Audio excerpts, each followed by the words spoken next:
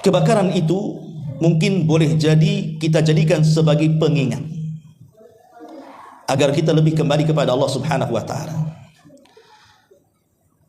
agar kita tidak sombong dan congkak kepada Allah Azza wa Jalla. Lihat ketika Allah mengatakan dalam surah Al-A'raf ayat 133, fa arsalna alaihimut tufan, sampai kepada ayat fastakbaru wa kanu qauman mujrimin, maka kami kirimkan kepada mereka tufan, angin yang mematikan, tetapi mereka tetap menyombongkan diri dan mereka adalah kaum yang berdosa. Jadi jangan sampai kemudian pelajarannya bagi kita adalah musibah-musibah yang terjadi di sekeliling kita itu tidak menjadikan ibrah dan pelajaran. Kenapa Fir'aun ditenggelamkan? Itu karena kesombongannya. Kenapa kaum Ad juga ditenggelamkan? Itu karena kesombongannya. Maka jangan pernah sombong di hadapan kekuasaan Allah Subhanahu wa taala. Karena tentara-tentara Allah Subhanahu wa taala di mana saja. Terkadang Allah itu kalau mengirimkan tentaranya tidak harus tentara-tentara besar. Contoh umpamanya kaum Sabah. Kenapa kaum Sabah dihancurkan Allah? Dan dengan apa kaum Sabah dihancurkan coba?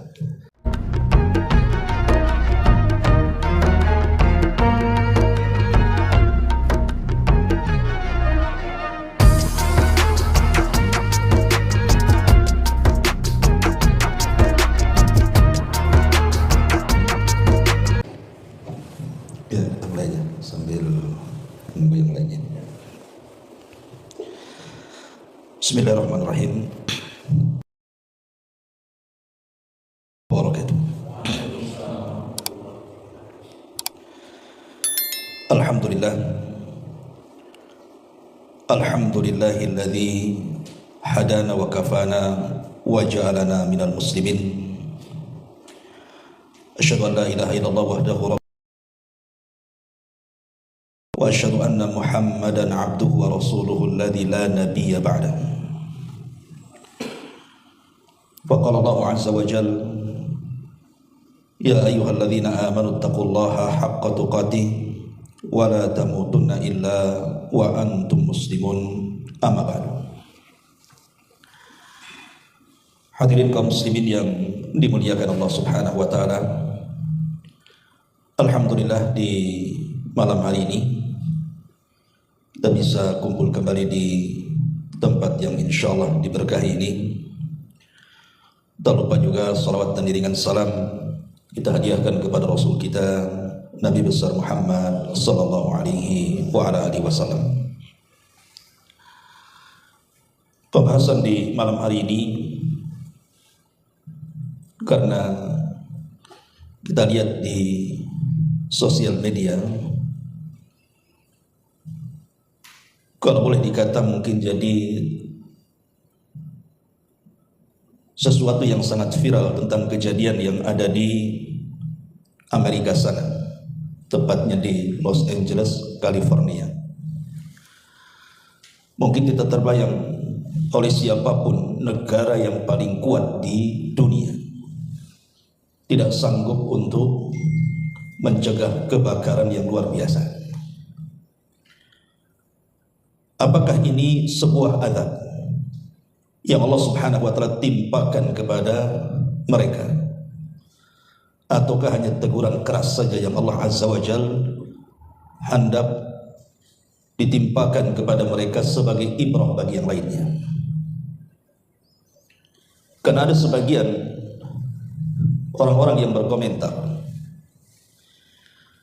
boleh jadi apa yang terjadi di Los Angeles hari ini, kebakaran yang sangat besar sepanjang sejarah Amerika, adalah bagian daripada balasan Allah Subhanahu wa taala kepada mereka, karena mereka sudah bertahun-tahun menghancurkan kaum muslimin, khususnya di Timur Tengah dan khususnya lagi di Palestina. Apakah itu memang bentuk dari azab Allah Subhanahu wa taala sebagai pembalasan ketika kaum muslimin tidak sanggup untuk melawan, maka tangan Allah lah yang menghancurkannya? Ma'asyiral muslimin yang dimuliakan Allah Subhanahu wa taala, tentu kita harus melihat dari kacamata Al-Quran dan Sunnah. Begini ikhwatu fiddin yang dimuliakan Allah Subhanahu wa taala, Kalau seandainya Allah Subhanahu wa taala mengirimkan azabnya karena dosa hamba-hambanya, maka kita yang di sini juga akan terikut akan azab itu. Dan itu disebutkan di dalam Al-Qur'an, di mana Allah Subhanahu wa taala mengatakan dalam surah Fatir, "Walau yu'akhidullahu an-nasa bima kasabu ma taraka ala dhahriha min dabbatin." Dan kalau Allah Subhanahu wa taala menghukum manusia karena perbuatan dosa-dosa mereka, niscaya tidak akan ada yang ditinggalkan Allah di bumi dari makhluk yang melata sekalipun. Dan itu diulang dalam ayat yang lain, walau yu'akhidullahu an-nasa bi dzulmihim ma taraka 'alaiha min dabbatin walakin yu'akhiruhum ila ajalin musamma. Dan kalau Allah Subhanahu wa taala menghukum manusia karena kezalimannya, niscaya tidak akan ada yang ditinggalkannya di bumi dari makhluk yang melata sekalipun, tapi Allah menangguhkan mereka sampai batas waktu yang ditentukan. Artinya kalau ini disamakan dengan azab-azab umat terdahulu, kita lihat umat Nuh alaihi salatu wassalam, ketika Allah Subhanahu wa taala turunkan azab kepada mereka, tidak ada satu jiwa pun yang disisakan. Bahkan Nuh alaihi salatu wassalam sampai mengatakan, la tadhar 'alal ardi minal kafirina dayyara. Ya Rabb, jangan kau sisakan satu jiwa kafir pun yang hidup di permukaan bumi. Dan Allah kabulkan. Tidak ada satu manusia yang hidup karena bencana besar, banjir bandang yang diiringi tufan, sehingga Allah lenyapkan semua manusia kecuali yang di perahu Nuh alaihi salatu wassalam saja. Artinya ini kalau berupa azab dari Allah Subhanahu wa taala, tentu kita pun tidak akan tersisa di sini. Lalu kalau bukan azab namanya, berarti ini sebuah teguran keras. Ya, memang secara bahasa kita katakan azab, tapi bukan azab yang menyeluruh. Itu sebuah teguran keras dari Allah Subhanahu wa taala untuk diambil pelajaran bagi yang lain. Dari sini kita jangan pernah menganggap remeh dengan sebuah teguran Allah. Jangan kita katakan, ah itu kan jauh di sana, ada di Los Angeles, California, Amerika sana, tidak sampai ke Indonesia. Siapa bilang? Justru orang-orang yang diazab oleh Allah Subhanahu wa taala, umumnya mereka adalah orang yang merasa aman dari makar Allah. Makanya Allah Subhanahu wa taala berfirman, afa aminu makrallah fala ya'man makrallah illa alqaumul khasirun. Maka apakah mereka merasa aman dari makar Allah Subhanahu wa taala? Maksudnya dari azab Allah yang tidak terduga itu. Tidak ada yang merasa aman dari makar Allah kecuali orang-orang yang rugi. Karena bagi seorang mukmin, sekalipun mereka di atas ketaatan kepada Allah Subhanahu wa taala, maka bagi seorang mukmin itu tetap mereka harus dalam keadaan takut akan siksa Allah Subhanahu wa taala, sekalipun mereka di atas ketaatan, apalagi di atas kemaksiatan. Dan itu Allah Subhanahu wa taala gambarkan dalam Al-Qur'an surah Al-Mu'minun ayat 60. Walladzina yu'tuna ma atau wa qulubuhum wajilatun in annahum ila rabbihim raji'un. Dan orang-orang yang memberikan apa yang telah mereka berikan dari ibadah-ibadah kepada Allah Subhanahu wa taala, hati mereka tetap takut. Karena mereka tahu bahwa sesungguhnya mereka akan dikembalikan kepada Rabb mereka. Aisyah Ummul Mukminin radhiyallahu anha bertanya soal ayat ini. Apakah ayat ini berlaku kepada mereka orang-orang yang bermaksiat kemudian bertobat sehingga mereka takut kalau seandainya Allah tidak terima tobat mereka? Maka Rasul mengatakan tidak. Ayat ini bukan ditujukan kepada mereka, tapi ayat ini ditujukan kepada mereka orang-orang yang salat, orang-orang yang berpuasa, orang-orang yang bersedekah, tapi mereka takut kalau seandainya itu semua tidak diterima Allah Subhanahu wa taala. Dari sini Al-Imam Hasan Al-Basri rahimahullahu taala mengatakan, al-mu'min ya'mal bi ta'ati wa huwa mushfiqun wajilun khaifun. wal fajir ya'mal bil ma'asi wa huwa amin. Kata Imam Hasan Al-Basri rahimahullahu taala, seorang mukmin itu beramal taat tapi hatinya penuh dengan ketakutan. Maksudnya takut akan siksa Allah Subhanahu wa taala. Sedangkan ahli maksiat, mereka melakukan maksiat dan selalu merasa aman dari makar Allah Subhanahu wa taala.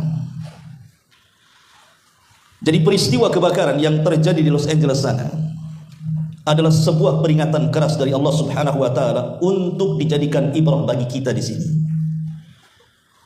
Karena yang namanya musibah itu tidak mesti kebakaran. Karena tentara-tentara Allah Subhanahu wa taala itu bukan hanya sekedar api saja. Tentara Allah itu banyak.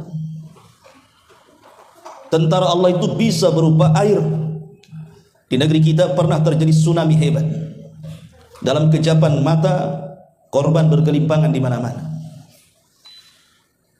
Dan itu yang terjadi kepada umat-umat sebelum kita juga. Bagaimana ada umat yang ditenggelamkan oleh air, seperti Fir'aun dan bala tentaranya, atau seperti kaum Nuh alaihi salatu wassalam. Artinya air juga tentara dari tentara Allah, atau mungkin dalam bentuk angin, atau mungkin kedua-duanya.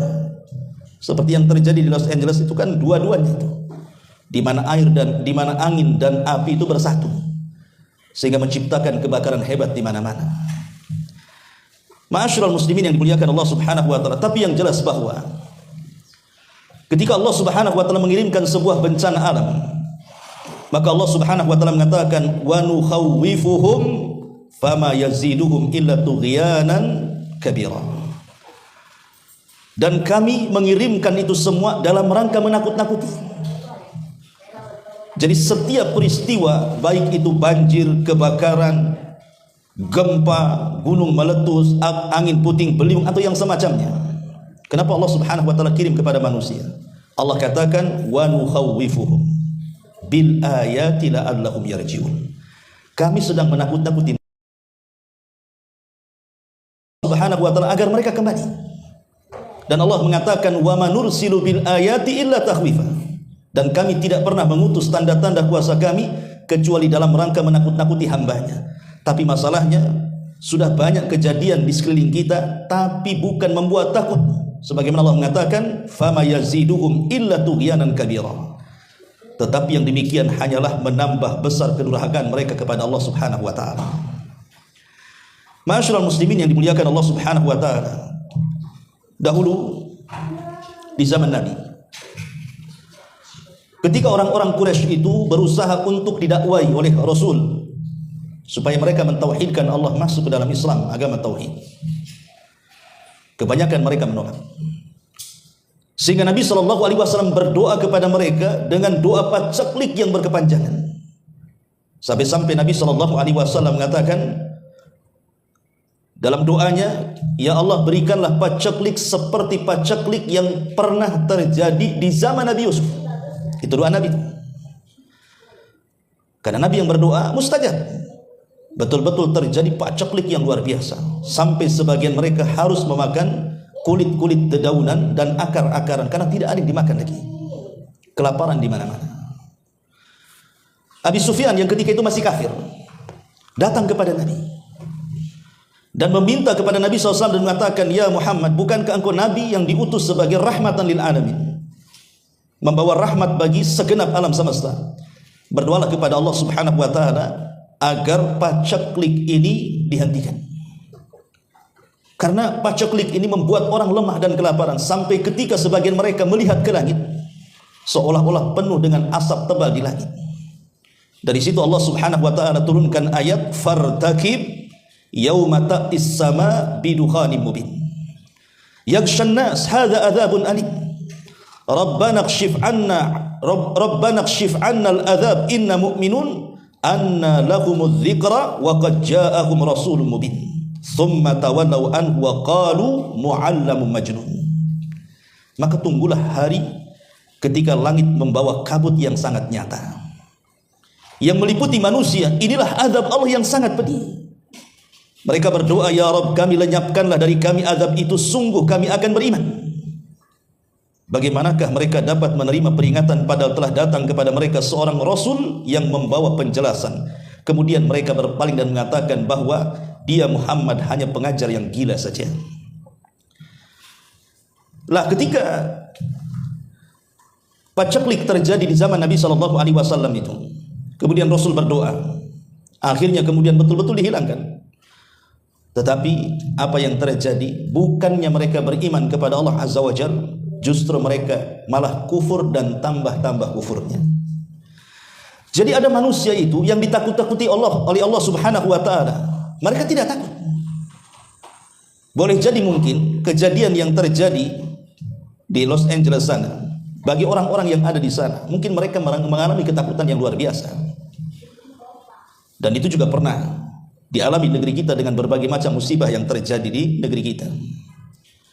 Harusnya semua ini menjadikan pelajaran bahwa Allah mengirimkan itu semata-mata sebagai teguran keras bagi mereka yang merasakan, harus mereka bertobat. Lah bagi kita yang tidak merasakan, jadikan itu pelajaran besar bahwa musibah itu bisa saja menimpa kita, karena tidak boleh kita merasa aman dari makar Allah Subhanahu wa taala. Wa makaru makran wa makaru makran wa makarna makran wallahu khairul makirin. Mereka manusia boleh berbuat makar, tapi kami punya makar, kata Allah, dan sebaik-baik makarlah makar Allah Subhanahu wa taala. Lalu apa penyebabnya?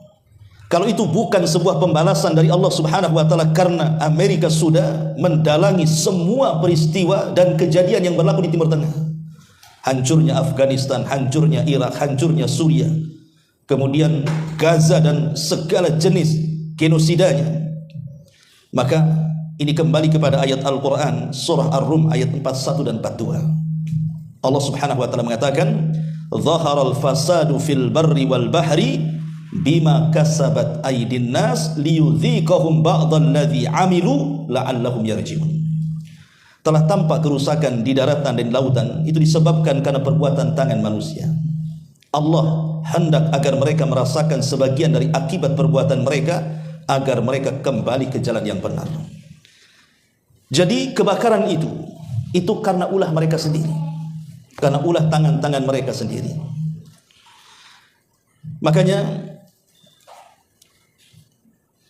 kalau kita melihat Nabi SAW dalam hadis Aisyah radhiyallahu anha itu, Nabi itu kalau ada angin kencang, angin yang sangat kencang sekali dan nampak akan membahayakan, maka Nabi SAW ketakutan kemudian berdoa. Apa doanya? Allahumma inni as'aluka khairaha wa khaira ma fiha wa khaira ma ursilat bihi wa a'udzubika min syarriha wa syarri ma fiha wa syarri ma ursilat bihi. Itu doa Nabi. Jadi kalau ada angin kencang itu Rasul takut. Kemudian langsung menengadahkan tangannya ke langit dan mengatakan, "Ya Allah, aku meminta kepadamu akan kebaikan angin ini. Aku meminta kepadamu agar di dalam angin ini penuh dengan kebaikan yang akan membawa keberkahan kepada kami, dan aku berlindung kepadamu dari keburukannya, keburukan yang ada di dalam angin itu dan keburukan yang akan membawa bencana dari angin itu." Ketika itu Aisyah radhiyallahu anha bertanya pada Nabi SAW dan mengatakan, "Ya Rasulullah, kenapa engkau berdoa seperti itu?"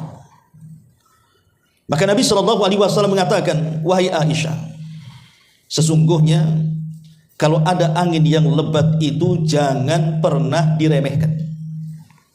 Karena dahulu kaum 'Ad, Allah Subhanahu wa taala gambarkan dalam Al-Qur'an, falamma ra'awhu aridan mustaqbila awdiyatihim qalu hadza aridun mumtiruna bal huwa masta'jaltum bihi rihun fiha adzabun alim."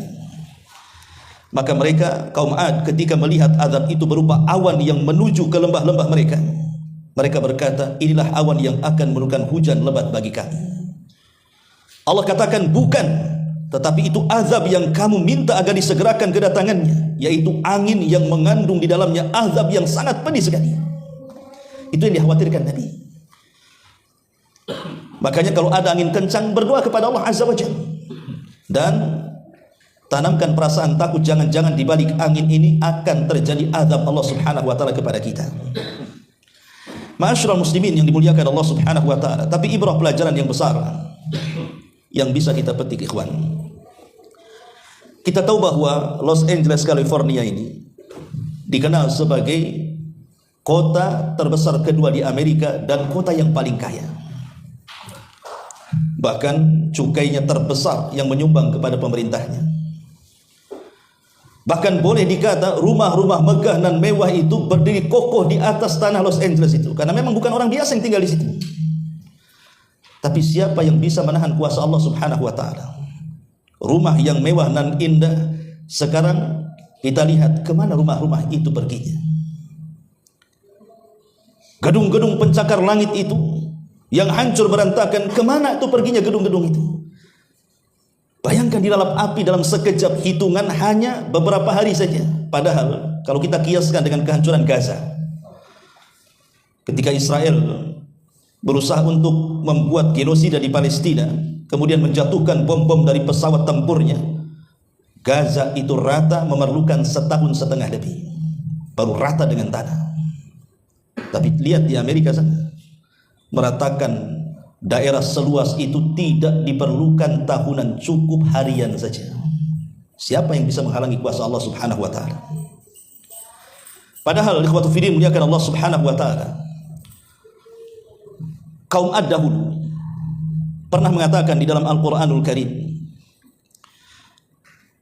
Apa yang dikatakan oleh kaum Ad? Kaum Ad mengatakan, man asyaddu minna quwwatan.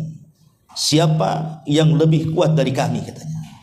Jadi kaum Ad mengatakan, siapa yang lebih kuat daripada kami? Karena kaum Ad itu kan terkenal kaum yang Allah ciptakan satu-satunya kaum yang tidak ada yang semisalnya. Makanya Allah bahasakan dalam surah Al-Quran, dalam Al-Quran itu, lam yukhlaq mithlahu fil bilad. Kaum yang tidak pernah diciptakan semisalnya. Dari segi kekuatannya, dari segi kecerdasannya, tidak pernah Allah ciptakan makhluk seperti kaum Ad. Tetapi karena kesombongannya kepada Allah Subhanahu wa taala, karena mereka mengatakan man asyaddu minna quwwah, siapa yang lebih kuat daripada kami, kata kaum Ad. Mereka tidak sadar di balik kekuatan mereka ada kekuatan Allah Subhanahu wa taala. Makanya Allah Subhanahu wa taala gambarkan di dalam Al-Qur'an tentang peristiwa kaum Ad itu. Apa kata Allah Subhanahu wa taala? Kata Allah Subhanahu wa taala, wa amma 'adun, adapun kaum Ad, fastakbaru fil ardi, mereka pun sombong di permukaan bumi. Bi ghairil haq, dengan kesombongan tanpa alasan yang dibenarkan. Wa qalu, dan mereka mengatakan, man asyaddu minna quwwah, siapakah yang lebih besar kekuatannya dibandingkan kami? Sekarang apa yang digembar-gemborkan oleh Amerika sana, kata-kata ini selalu diulang-ulang oleh pemimpin-pemimpin mereka kan, dan sudah menjadi kebiasaan mereka. Dengan arogannya mereka mengatakan bahwa kami negara kuat dan tidak ada yang bisa mengalahkan kami. Bahkan presiden yang terpilih mengatakan, dalam hitungan bulan sebelum saya dilantik, bahwa saya akan membuat neraka di Timur Tengah. Itu kan kesombongan namanya. Persis seperti kaum Ad. Dia merasa sombong seolah-olah dia bisa menjadikan neraka di Timur Tengah kan. Apa yang terjadi? Maka Allah mengatakan, awalam yaro annallaha alladzi khalaqahum wa asyaddu minhum quwwah. Dan mereka tidak memperhatikan bahwa Allah yang menciptakan mereka jauh lebih kuat dibandingkan mereka. Wa kanu bi ayatina yajhadun, dan mereka mengingkari akan tanda-tanda kekuasaan kami. Coba apa yang terjadi? Belum lagi dilantik, beberapa hari dari ucapan itu, ternyata Allah buat neraka jahanam di Los Angeles sana. Neraka jahanam dunia. Yang kalau kita lihat mereka membuat film-film Hollywood tentang kiamat itu, seperti itulah apa yang mereka filmkan. Terjadi dalam sebuah kenyataan kan. Lah kata-kata itu menunjukkan kesombongan. Dan Allah Subhanahu wa taala tidak suka dengan kesombongan. Makanya Allah kirimkan bencana yang sangat besar itu akibat ulah kesombongan mereka.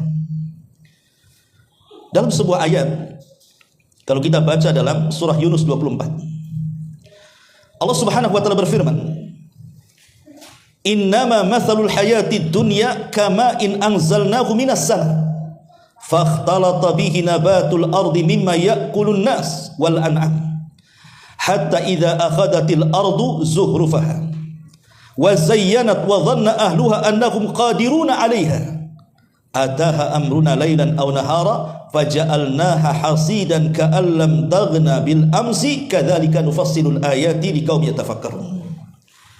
Sungguh perumpamaan kehidupan dunia, kata Allah, hanya seperti air hujan yang kami turunkan dari langit. Lalu tumbuhlah tanaman-tanaman bumi dengan subur karena air itu. Di antaranya ada yang dimakan manusia dan juga hewan ternak, hingga apabila bumi telah sempurna keindahannya dan juga telah sempurna perhiasannya, dan pemiliknya mengira bahwa mereka pasti menguasai dan memetik hasilnya, tiba-tiba datang kepada mereka azab kami pada waktu malam ataupun siang. Lalu kami jadikan tanamannya seperti tanaman yang sudah disabit, seolah-olah belum pernah tumbuh dari kemarin. Demikianlah kami menjelaskan tanda-tanda kuasa kami kepada mereka orang-orang yang mau berfikir. Lihat ayat ini. Ayat ini bisa diterapkan dengan peristiwa kebakaran yang ada di Los Angeles sana. Siapa yang mengira Los Angeles akan terbakar sedemikian hebatnya, yang belum pernah terjadi negara-negara yang lainnya? Api yang asalnya dari atas gunung hutan sana bisa merambah ke perkotaan, padahal api itu kan biasa kebakaran di sana. Tapi siapa yang mengira tiba-tiba api itu melantakkan segalanya? Itu yang difirmankan di sini. Ketika mereka sudah merasa di atas puncak dunia dengan berbagai macam gemerlap di dalamnya, tiba-tiba kemudian datang api itu melantakkan segalanya, seolah-olah tidak ada bangunan sebelumnya di situ. Makanya kalau lihat di udara di YouTube itu kayak galangan-galangan sawah itu. Coba lihat di YouTube tuh. Lihat sebelum kebakaran dan setelah kebakaran. Kok bisa bangunan-bangunan kayak tembok begini terbakar dan kemudian roboh sampai ke parap-parapnya, sampai ke tanah? Coba. Kuasa siapa kalau bukan kuasa Allah Subhanahu wa taala? Dan siapa lagi yang mampu menghadapi kuasa Allah Subhanahu wa taala? Makanya di sini Allah gambarkan permisalan dunia itu seperti itu. Ketika mereka sudah merasa di atas puncaknya, tiba-tiba datang azab Allah Subhanahu wa taala. Mereka pun mengatakan seolah-olah belum terjadi apa-apa dari kemarin di sini. Belum ada bangunan karena sudah luluh lantak semuanya. Dan ini persis juga difirmankan oleh Allah Subhanahu wa taala. Kalau kita lihat ayat yang lain, kita bisa baca dalam surah Al-Baqarah 266. Allah Subhanahu wa taala mengatakan, ayawaddu ahadukum an takuna lahu jannatun min nakhilin wa a'nabin tajri min tahtiha al-anhar lahu fiha min kulli thamarat wa asabahul kibaru wa lahu dhurriyyatun du'afa fa asabaha i'sarun fihi narun fahtarakat kadzalika yubayyinullahu lakumul ayati la'allakum tatafakkarun.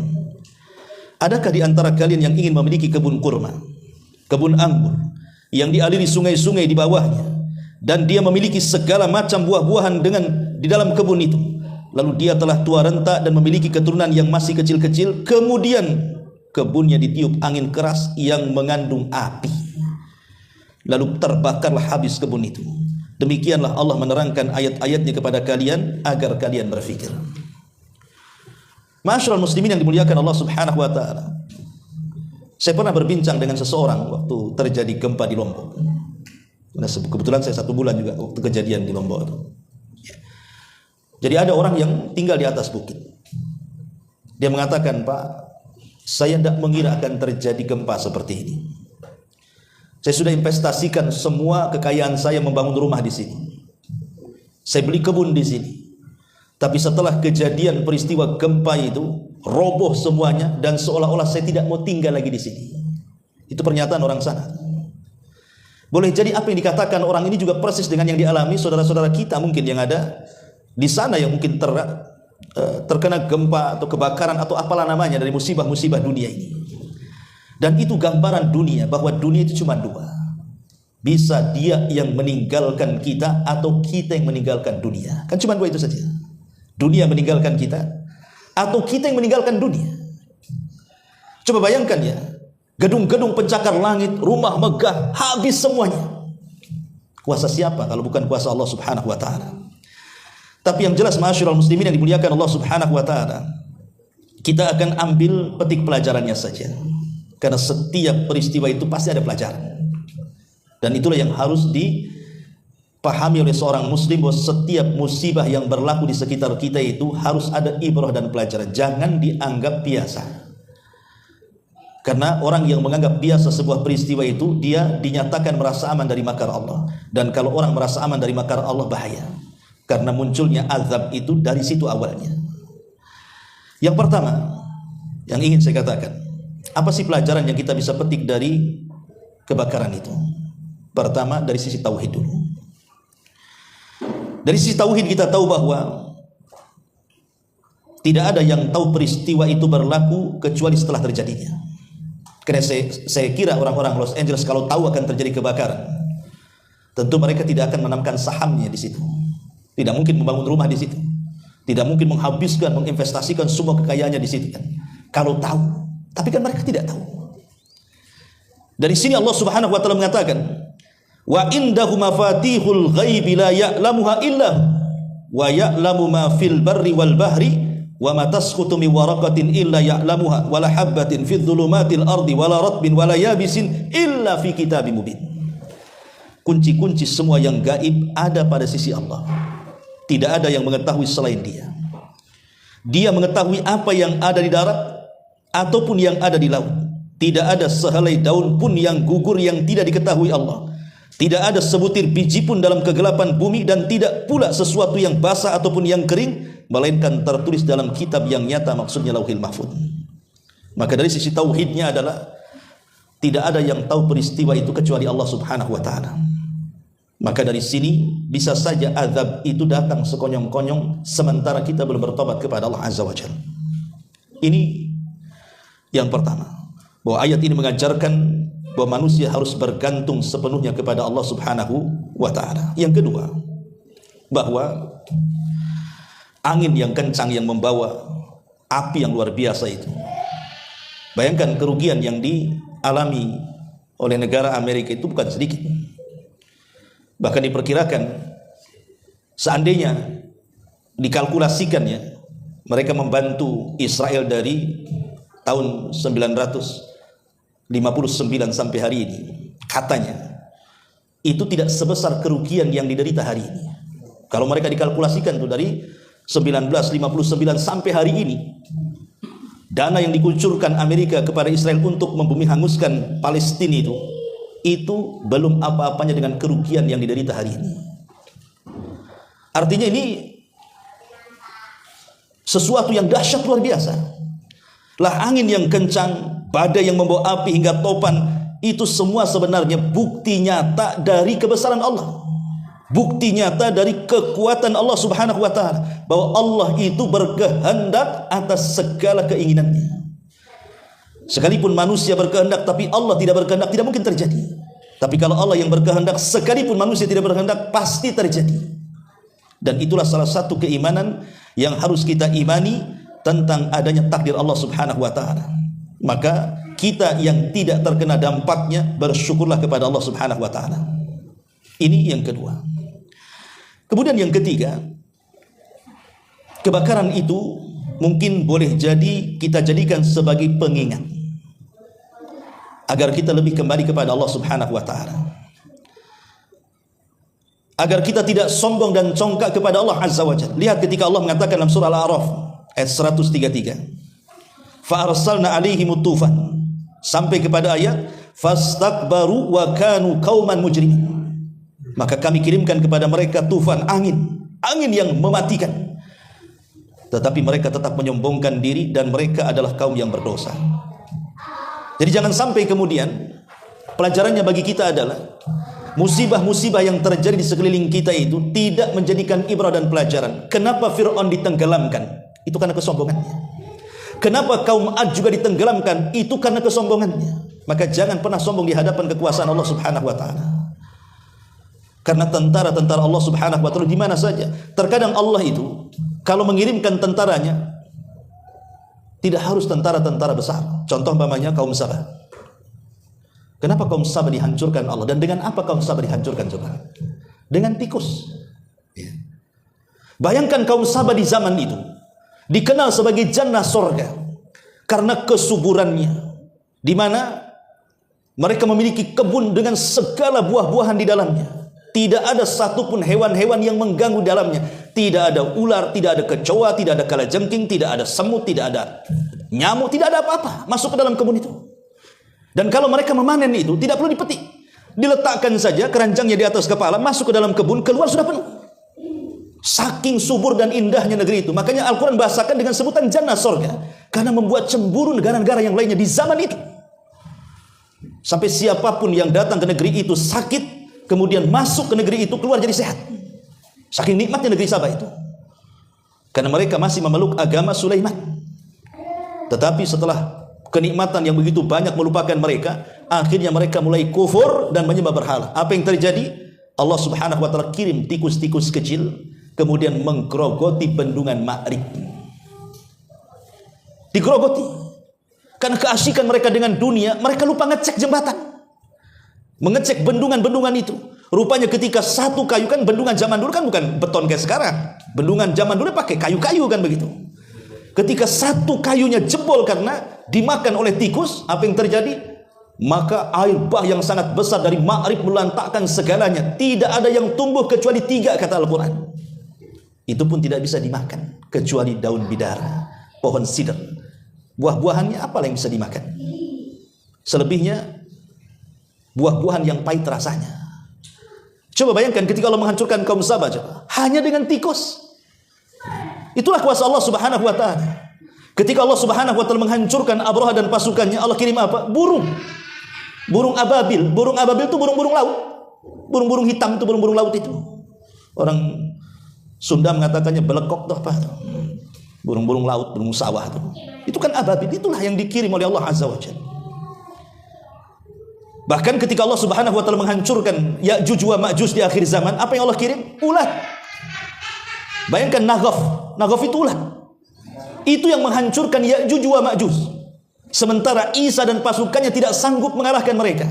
Bahkan Allah yang mengatakan, engkau tidak sanggup mengalahkan mereka. Bagaimana mungkin mengalahkan Ya'juj dan Ma'juj sementara jumlah mereka 1 di antara kita, 999 dari mereka. Gimana cara melawannya?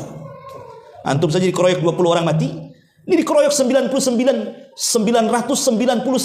yang royok kita. Per 1 orang dari kita, dari mereka 999. Makanya Allah mengatakan, ya Isa, bawalah kaum muslimin yang tersisa sembunyi di bukit Tur. Nggak sanggup melawan Isa. Ya. Lalu apa yang terjadi? Isa hanya bisa berdoa kepada Allah Subhanahu wa taala agar Allah Subhanahu wa taala menghancurkan kaum yang ganas, yang bengis sekali Ya'juj dan Ma'juj. Karena fitnah Ya'juj dan Ma'juj bukan sama dengan Dajjal, tidak. Kalau Dajjal itu kan fitnah agama. Kalau engkau ikut saya tidak akan membunuhmu, bahkan aku akan berikan kekayaan kepadamu. Itu Dajjal. Tapi Ya'juj dan Ma'juj itu fitnahnya bukan fitnah agama. Memang fitnahnya kerusakan. Setiap bertemu dengan di luar rasnya pasti akan dibantai, dan itu kaum kanibal, langsung dimakan dagingnya. Tapi mereka kaum yang sombong. Setelah mereka menghabiskan di luar rasnya di atas permukaan bumi, kemudian mereka menatap ke langit dan mengatakan, qatalna man fil ardi sanaqtuluhu man fis sama. Kami sudah membunuh semua orang yang ada di bumi, sekarang di langit kami bantai, katanya. Maka sombong tuh, ya. Maka dengan kesombongan itulah Allah kirim apa? Tentaranya. Tentara Allah kecil, Naghaf, ulat. Ulat itulah yang menghancurkan Ya'juj wa Ma'juj. Jadi Allah Subhanahu wa taala memiliki tentara yang banyak, dan tidak perlu tentara itu yang besar-besar. Tidak perlu dikirim harimau, buaya, apalagi buaya darat. Jadi memang betul-betul Allah Subhanahu wa taala mudah menghancurkan siapapun yang hendak Allah hancurkan. Bagi Allah itu mudah. Makanya semua makhluk Allah yang di bumi ini bisa menjadi tentaranya. Air bisa menjadi tentaranya, api bisa menjadi tentaranya, angin bisa menjadi tentaranya. Segala yang ada di permukaan bumi itu adalah tentara-tentara Allah Subhanahu wa taala. Maka dari sini kita mengambil ibrah dan pelajaran bahwa kebakaran itu harusnya mengingatkan tentang kuasa Allah. Jangan congkak dan sombong, dan hindari kezaliman. Hindari kezaliman. Karena doa-doa orang-orang yang dizalimi itu bisa saja menjadi sebuah kenyataan, kan? Allah mengatakan, wala tahsabannallaha ghafilan amma ya'malu zalimun. Jangan kau kira Allah lalai dari doa-doa orang-orang yang kau zalimi. Seorang gubernur Madinah, Khalid al-Burmuki, di zaman Khalifah Harun al-Rasyid, ditangkap dan dimasukkan ke dalam sel penjara dengan anaknya karena kasus korupsi. Akhirnya dicaci maki semua manusia di zamannya. Anaknya dalam penjara mengatakan kepada ayahnya Al-Burmuki dan mengatakan, wahai bapak, dulu kami di atas kemuliaan. Manusia memuliakan, menghormati, memuji, dan begitulah. kondisi kita dulu. Tapi sekarang kenapa mereka menghinakan kita dan kita masuk dalam kubangan penjara? Apa kata Al-Burmuki kepada anaknya? Ya bunai, da'watul madlum. Boleh jadi ini doa orang-orang yang kita zalimi semasa kita berkuasa. Boleh jadi ini doa-doa orang yang dizalimi yang melesat ke langit sana. Karena ingat bahwa doa-doa orang yang dizalimi, ikhwan, walaupun yang dizalimi itu orang kafir, tetap doa orang kafir yang terzalimi itu mustajab di hadapan Allah. Allah akan berdiri di samping orang yang dizalimi walaupun dia kafir. Bukan karena kekafirannya Allah berdiri di situ, tapi karena Allah tidak suka dengan kezaliman dan Allah suka dengan keadilan. Itu alasannya. Allah tidak suka dengan kezaliman, Allah suka dengan keadilan. Makanya kenapa azab itu bisa turun kepada kita? Jangan-jangan itu doa-doa orang yang dizalimi. Bisa saja kemudian melesat ke langit dan Allah kabulkan. Boleh jadi ketika mungkin orang-orang Palestina yang digenosida itu, mereka mengangkat tangannya ke langit dan mengatakan, Ya Rabb, tampakkan kekuatanmu, kami lemah di hadapan Amerika sana umpamanya. Bisa saja ini salah satu bentuk mustajab doa. Allah kabulkan doanya. Allah kirim bencana yang luar biasa. Tapi apakah kita harus berbahagia? Sehingga kita lihat kalau di komen-komen YouTube itu, wah kami senang dengan berita seperti ini gitu. Kan banyak kan di komen-komen. Coba lihat di YouTube itu, di komen-komen itu. Sampai ada bahasa, saya tidak pernah merasa senang melihat musibah kecuali kebakaran di Los Angeles katanya. Itu baca tuh itu hampir semua tuh komen-komen kayak gitu. Boleh nggak kita bahagia dengan seperti itu? Ikhwan, ya, kita harus duduki masalahnya. Bencana alam di Amerika itu bukan hanya terkena orang-orang kafir saja loh. Ada saudara-saudara kita muslim di sana. Dan tidak semua orang kafir yang ada di sana itu mereka mendukung genosida. Buktinya terjadi demo. Banyak orang-orang kafir yang mereka akhirnya tidak bekerja, keluar kantor, cuti, ikut demo menentang pemerintahnya untuk tidak lagi mengirim persenjataan ke Israel Raya kan begitu. Kan tidak semua orang kafir juga setuju. Banyak yang mereka tidak setuju kan. Banyak kok di antara mereka tidak setuju. Begitu juga orang Islam di sana.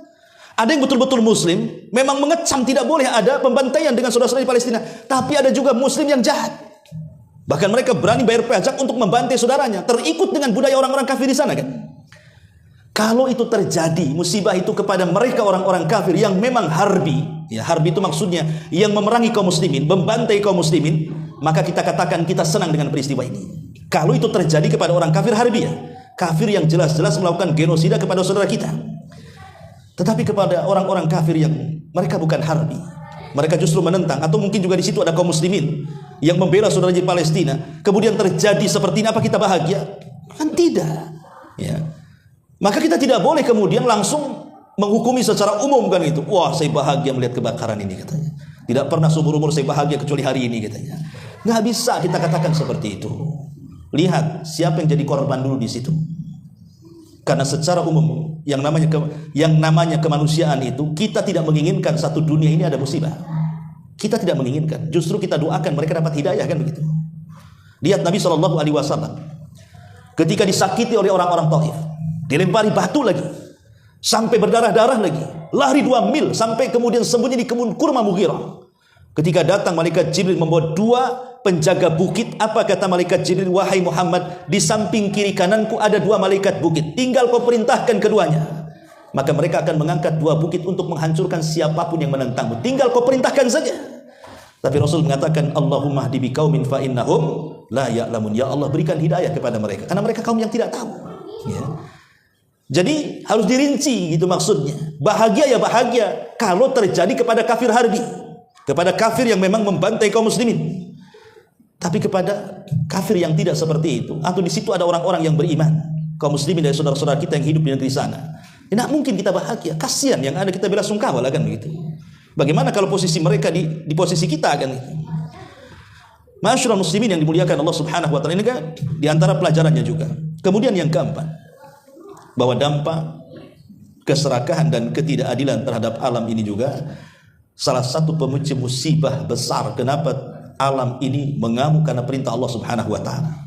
Karena Allah yang mengatakan wala tufsidu fil ardi ba'da islahiha. Dalam surah Al-A'raf ayat 56 Allah mengatakan, janganlah kamu berbuat kerusakan di bumi setelah Allah ciptakan bumi dengan baik. Dan Allah juga mengatakan, wa ma kana rabbuka liyahlikal qura bidzulmihim wa ahluha muslihun. Rabbmu tidak akan membinasakan negeri-negeri itu secara zalim selama penduduknya berbuat baik. Ya. Artinya selama penduduk negeri itu berbuat baik, tidak mungkin Allah kirimkan azab dan bencananya. Tapi ketika penduduk negeri itu sudah mulai rusak, congkak dan sombong, disitulah Allah kirim azabnya. Makanya ketika Nabi SAW menyebutkan bahwa di antara umatku ini akan terjadi 3 perkara, khasfun wa mashun wa qadfun. Kata Rasul, umatku akan terjadi khasfun. Khasfun itu apa? Kalau melihat ke atas berarti gerhana, kalau melihat ke bawah berarti gempa. Itu namanya khasfun. Ya. Kemudian wa qadfun. Qadfun itu artinya angin yang membawa batu, seperti yang terjadi angin puting beliung mengangkat segala-galanya di bumi kemudian ditumpahkan kembali, itu disebut qadfun namanya. Kemudian yang ketiga mashun, manusia dirubah wataknya, jasadnya manusia tapi akhlaknya binatang.